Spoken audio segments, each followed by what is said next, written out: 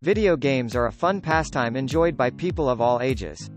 If played too much, however, they can begin to consume your time and attention, and even have the potential to become a harmful obsession. Overcoming a gaming addiction isn't easy, but it can be done, as long as you're able to find productive ways to fill the void that the absence of video games leaves in your life. It also won't hurt to have an honest outlook on the severity of the problem, a healthy dose of self-discipline, and a support system in the form of your closest friends and family. Method 1. Forcing yourself to play less. 1. Make a serious commitment to getting a handle on your addiction. You're not going to get anywhere if deep down you don't really want to stop. The first thing you need to do, therefore, is recognize that you have an addiction and choose to not let it rule your life. Once you've done that, the measures you take to win back control will actually have a shot at being successful. Making up your mind to quit gaming, or at least cut way back, is a lot less difficult if you consider the ways it's negatively impacting you. Think about how much time and energy you sacrifice to your habit, and how that sacrifice has stolen the enjoyment from other aspects of your life. 2. Give yourself a strict time limit when you do play. Note approximately how long you spend in front of the screen each day and make it a point to log off an hour early.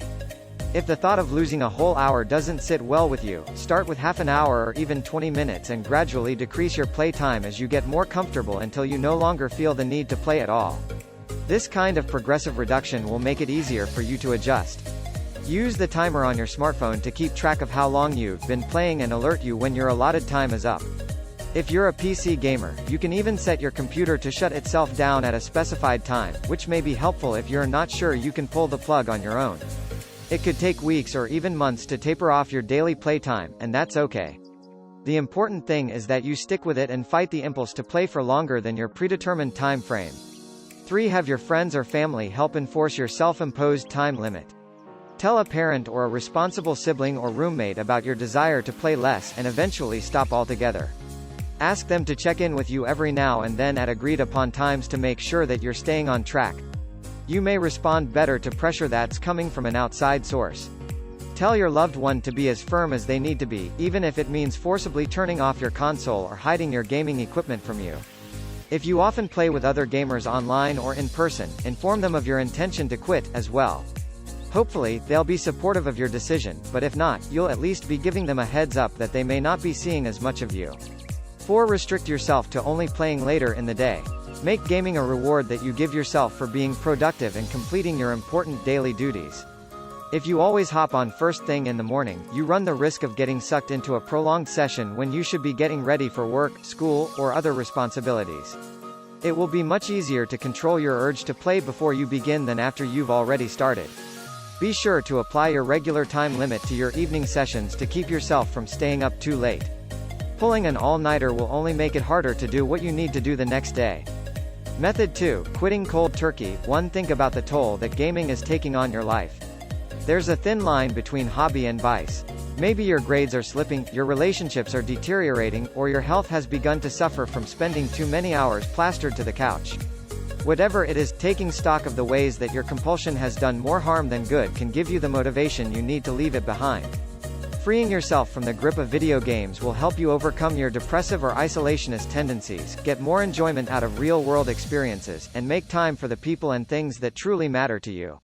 If you've tried weaning yourself off video games in the past and it hasn't worked, cutting the cord may be your best course of action. 2. Summon the resolve to walk away once and for all. This is probably the simplest and most effective way to break a destructive gaming addiction. Just put down the controller and don't look back. It will require tremendous willpower, no doubt. Over time, however, it will get easier, to the point where video games no longer have the same hold over you that they once did. Anytime you're tempted to sit down and play, take it as a challenge to get stronger. Consciously saying no to unhealthy desires conditions the part of your brain that's responsible for regulating self-control. This approach may be simple, but it's not easy. It all goes back to making a purposeful commitment to not be a slave to your urges. 3. Put your gaming equipment away where you can't easily get to it. Box up your console and games and stow them in the attic or basement, on a high shelf in your closet, or in another spot that's not readily accessible. It's much easier to give something up for good if it's not staring you in the face all the time.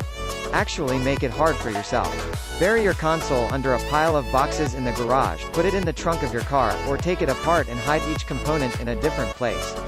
Do whatever it takes to keep yourself away.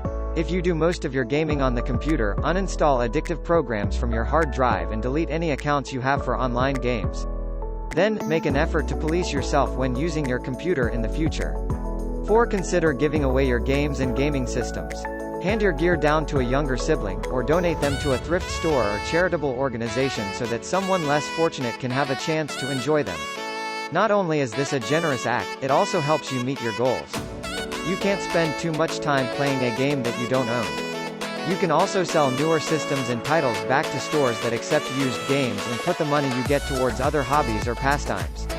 Delete downloaded games from your console or device to reduce the temptation that you might feel to play them if they're just sitting there.